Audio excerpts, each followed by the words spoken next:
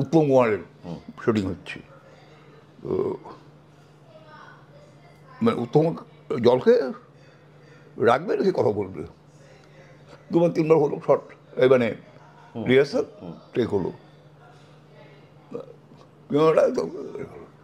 এই হচ্ছে শর্ট।